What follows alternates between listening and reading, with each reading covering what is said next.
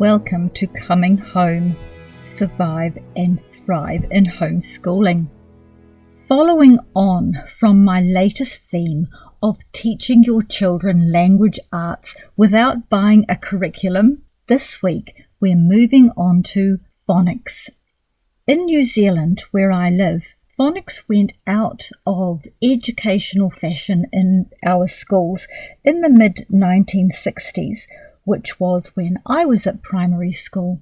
And I can remember the general sense of how very modern and how lucky I was. I was in a brand new school in a brand new suburb, and we were one of the early schools in Auckland who had the new maths and the new English. Phonics gave way to the new look-see method. Pictures in the book trained recognition, and you memorised what a word looked like. And since New Zealand followed the lead of other Western countries, it probably happened in your country around this time too. But why? Well, I don't know. The general mood at the time in society was more of out with the old and in with the new because it was so much better. And for the whole teaching of reading to children, they assumed they were introducing a more modern and effective reading curriculum. But new and modern doesn't necessarily go with effective. Sometimes the older ways stayed that way for so long because they actually worked. Anyway, we find these things out. The why of why they replaced these old ways would actually be a research project in itself. So since then, since the 60s, we've had 2, maybe 3 generations with lower reading skills. I think that's so sad for the sheer number of adults who either struggle to read all through their life or simply don't enjoy it. How much information has been withheld from people over these last 50 years or so? And how has this affected our society and civilization? I think that really bears thinking about. Certainly, the general knowledge abilities around us don't seem to be the same as earlier generations. And in this podcast, I am not going to go anywhere near the digital age or the social media age. That's outside of my scope for this week. And those children who grew up into adulthood and they believed that they were dumb, well, they were lied to. They weren't taught properly, that's all. This is one of the reasons why we choose books, and I have tried to impart that to you, choosing books authored by those who were educated up to the mid-1960s or so. And this is why the education was generally of a higher level and expectation. In a sense, thinking about the look-see method, most girls coped easily with it because they generally tend to be more visual learners. The boys, however, generally tend to be audio or kinesthetic tactile in their learning. Thus it was the boys who were disadvantaged by this new teaching method because it relied primarily on seeing and memorizing what a word looked like. And if you think about it over the years, it was mostly the boys who ended up in reading recovery or having extra lessons or tutoring. Ironically, reading recovery usually used phonics. When I was young, my father made me aware of the sounds of letters if I didn't know the word I was reading. I was one of the lucky ones to pick up reading quickly and love it. And I can remember watching children in the class, usually boys, struggling and feeling sorry for them. Out went the old, boring books, and in came the new, exciting and colourful replacements. The innovators' intentions seem to have been good. I hope so. But it takes a long time to turn a big ship when it's decided that it's going in the wrong direction. I suspect these generations of children were the personal experiment of some academics, and their stubborn refusal to see the limitations and failings of their grand ideas is downright criminal. Pride gets in the way of much in our world. Private or independent schools, as opposed to our public school system, often used some of the older, proven, old-fashioned teaching methods, or perhaps they were just quicker to return to them. Our two older children went to a Christian independent school for the first 4 or 5 years of their lives, and this school used phonics. Because I was helping in the school in exchange for lower fees, I learned phonics as a result. Now I could see what I did and didn't know, and gaps were quickly filled. Although I enjoyed being in the school with the children, I could have resented it because we couldn't afford the fees. I didn't realize then how privileged I was to be able to see this teaching method in action. I read the teaching posters in the classrooms to learn what I was never taught. Some rules I had picked up incidentally over the years, but I didn't actually know what they were. I just knew when a word was right and when it was wrong, but not why. Most of the early reading is phonics, and the sight words such as the are soon learned or well guessed. Much of our English language is phonics based, and the necessary building blocks for unpacking words which are not. Although there are rules in phonics, there are always exceptions to rules. There were rhymes the children were taught, such as, when two vowels go walking, the first does all the talking, such as beach, B-E-A-C-H, and boat, B-O-A-T. The E and the A in beach, going together or walking together if you like, makes the E say its own name, but the A doesn't talk, so you get beach. And in boat, because there's two vowels going walking, O and A, the second vowel makes the first one do the talking, so it's boat. And once a child sees that there are two vowels in the middle of that word there, they can start to employ that little rule that they had been taught, and they can start to unpack what an unfamiliar word is. There were other sayings such as E makes the vowel say its own name. So, for example, M-A-T says mat, M-A-T. But if you've got an E on the end, the E is quiet, but it makes that A say its own name, which in this case, the name of A is A. So mat would become mate, because there's an E on the end of the word. And I can remember seeing these posters in the classroom and listening to the new entrance teacher teach these things to the children and thinking, oh yeah, that's so right. Basic phonics started with learning how to pronounce your vowels. So a new entrant child would learn A, E, I, O, U, and sometimes Y. These were the vowels in our alphabet. The sounds of those vowels were vital. That's your first starting point. And depending on how you pronounce your vowels is mostly what makes your regional accent or your country's accent. So for us, the children would learn A says A for apple. Then there was E says E for egg. I says I for insect. O says O for orange. U says A for umbrella. And the children would learn these in the classroom, like anything rote. And then they would start to learn the letters of the alphabet.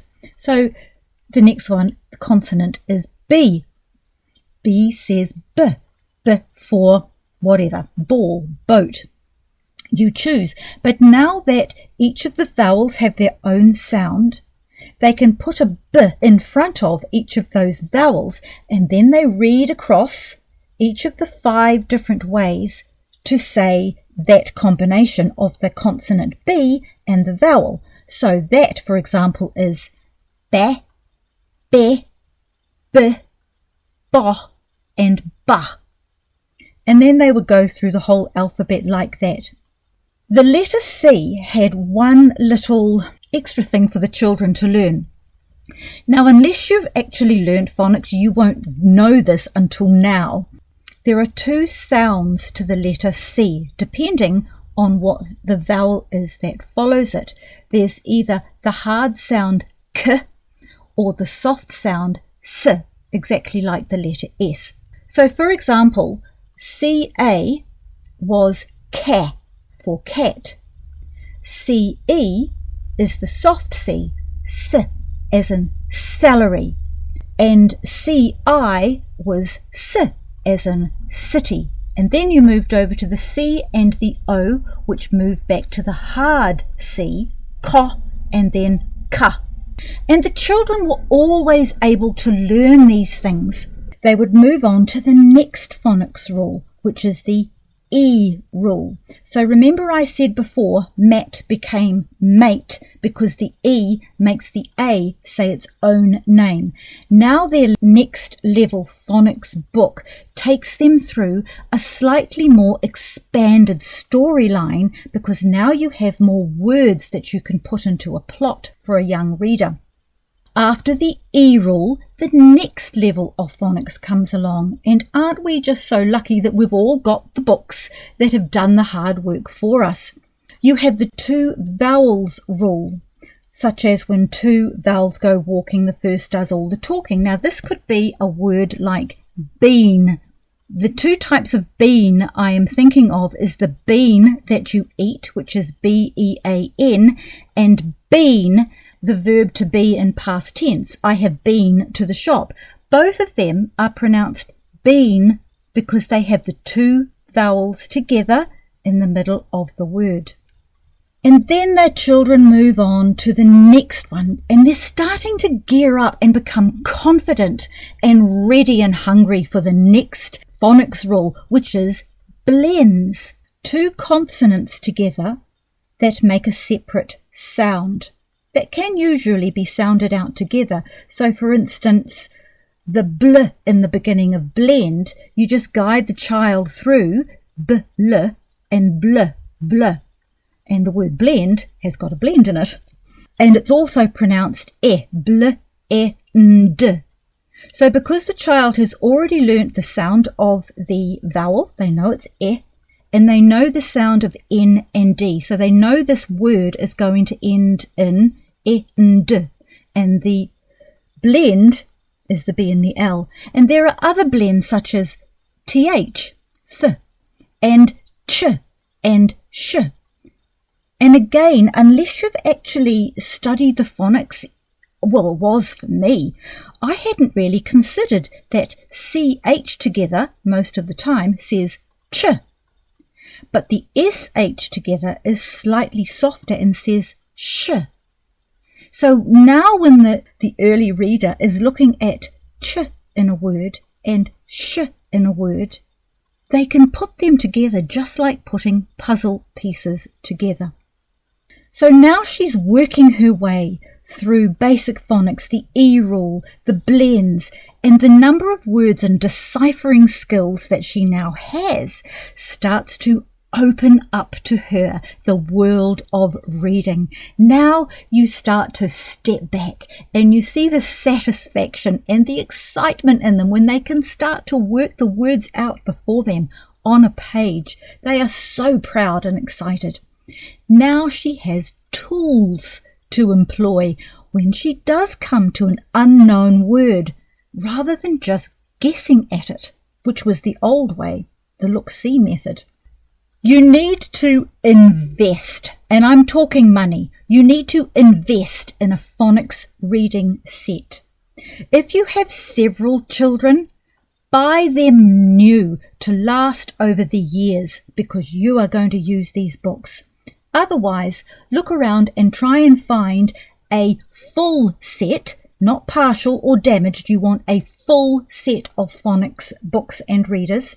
Your phonics books are going to be the most important investment you will make for your children. Their entire education and academic abilities depend on this. It is not the time to try and budget and go cheap and frugal over their phonics. View this in the same way that you would make a financial investment. You are making an investment and looking for a good return on a wise and long-term investment. And it can be remarkable from an educational perspective if you just understand the importance of investing strongly in this. Now, I come from a very budget-minded family. I was brought up that way, and our situation when we were homeschooling meant we had no choice. Finances were carefully reckoned with.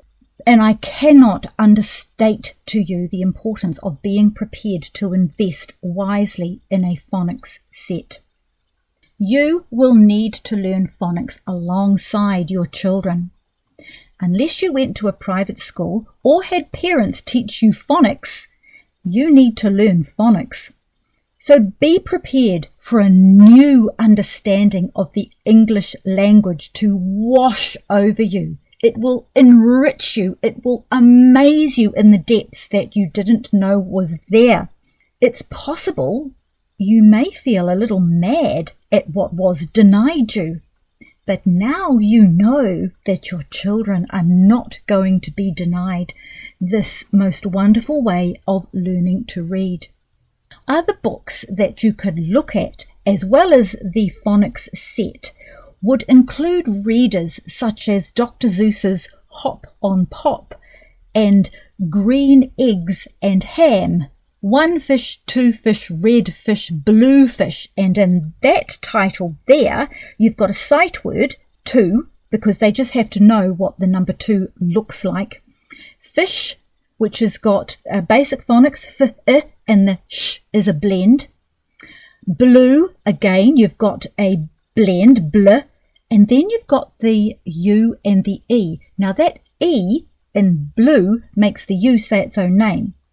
So rather than bl, which it would be if it had the U says for umbrella, blah, it would be blue, blue, U. The E makes the U say its own name. I digress, but I'm just seeing the example there, just in the basic titles of the books that I've chosen here. And then I wrote down Go Dog Go, all highly enjoyable, so well written, with quite a restricted vocabulary really. The plot that they've managed to draw out in each of these books, well, I just think it's extra level clever. There is a phonics set on our website, and I know there are plenty available out there. For New Zealand, there is another one called Kiwi Phonics. I can't recommend it, only because I haven't reviewed it yet. I'm sure it's very good. I know some of the phonics readers are boring. There is a limited selection of vocabulary in basic phonics. But as I mentioned earlier, once she's mastered the early sounds, she'll be able to move quickly through the curated phonics readers. My experience was the excitement and pride of figuring out a word and stumbling through a simple reader far outweighed whatever the adult thought of the limited plot line. In fact, I don't remember the children being bored at all. They were more concentrating on the activity of the deciphering. Learning phonics is a pursuit of logic, you see.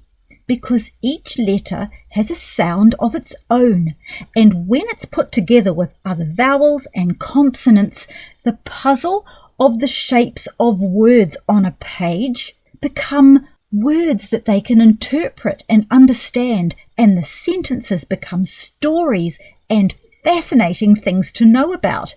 And how clever is that?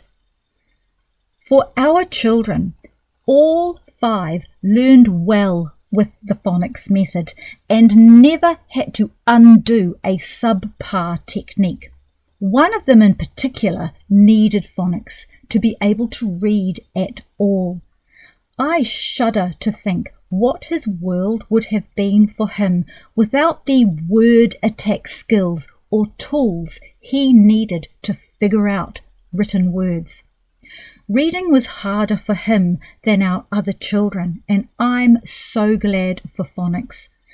I'm convinced that in a school with the look-see method that had been normal for the previous 50 years, he would have been one of the casualties of the system.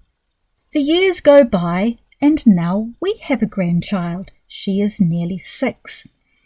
And in her school, they are using phonics or phonemes.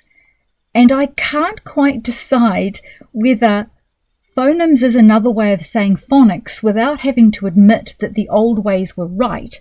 I did look it up, and there is an explanation as to why phonics are different from phonemes, but I can't actually see that one can happen without the other. So the other day we were down at the beach and we were parking the car. My husband, myself, my daughter and my granddaughter. So while my husband and daughter were organising paying the car park fees, my granddaughter and I were standing around waiting, and I just started, as I have always done right through habit with my children, and because we lived the world is your classroom, we saw words that were down painted on the concrete in the car park, and she was looking at them and I was looking at them, and we started to sound out the words. There was car, which she managed just fine, and park, and she was pointing and sounding that out. Now the app to use to pay for your car park fee is called Parkmate. She managed park just fine because she knew that ark said park, and then she got to mate and she started to sound out and I could see her hesitate because the E was there. So that showed me straight away that in her classroom she's not up to that part of the phonics yet. So I pointed out to her that when there's an E on the end of the word, it makes that vowel say its own name. So instead of saying m-at, it makes the A say A. So let's look at it again. M-ate, mate, park mate. And then there was another word, and I still don't know why the word wish would be on a parking meter's list of instructions of what to do. But it was there, so I pointed it out to her and we said, let's try this one. And it was and then she looked at because I know she can't be up to blends yet because she hasn't done the E making the vowel say its own name yet. So I pointed out to her that the S and the H together said sh, wish, wish. Now I don't think it's reasonable that she's going to remember that and that tomorrow or next week or next month when she's back at school, she's going to come across that word or rule and just know it. But there is now that familiarity to her and the naturalness of me being able to use just a normal circumstance about our day, because little children still have this natural curiosity about them, about learning. So where there is interest in your child or your grandchild learning something they're not familiar with, absolutely pursue it. Don't stop and think about, oh, should I or shouldn't I? There's no difference in me showing her those words and the sounds than there is about talking about the type of dog that was running over on the grass across the road. It's just perception. And I've talked also in the past about the world being your classroom. It never stops. And when you live the lifestyle of a homeschooler who is not restricted with that school at home method where you have a start and you have a stop and you don't touch your books after that, you have opportunities wherever you are. So provided there is that natural curiosity, absolutely pursue it. Now, if she had not been interested or given me a pushback on it, I would not have insisted that we kept on trying to sound out those letters. We just would have moved on to the next thing. To give a child the gift of reading is wonderful, but to give her the love of reading is so much more. With a love of reading, doors will open to her whenever she picks up a book all through her life. Soon she will outread her reading list.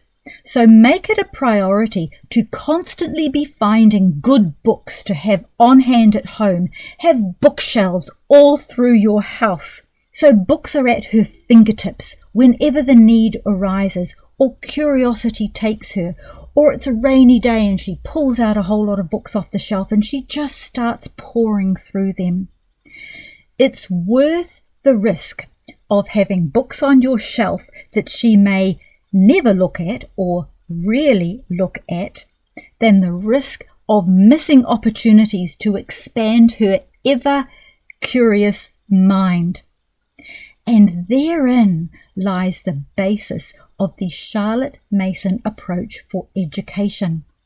Books, really good books, made accessible, enjoyable, and sometimes with a challenge, because you taught her to read with phonics. What a privilege. If you know that this podcast is going to be helpful to others, especially those who are struggling with the idea of teaching phonics, or they don't know how to, or they might struggle with the look-see method themselves, please pass this podcast on. And if you would like to invest yourself with me for a homeschool coaching session on trying to set yourself up in confidently teaching phonics to your children, please get in touch with me. You can find my contact on our website, cominghomeinfo.com, or you can just drop a message in the comments area below. I hope you have a wonderful week, and I hope the phonics podcast today has inspired. I feel inspired, and I don't even have kids to teach phonics with anymore, just my granddaughter. Have a great week. Bye-bye.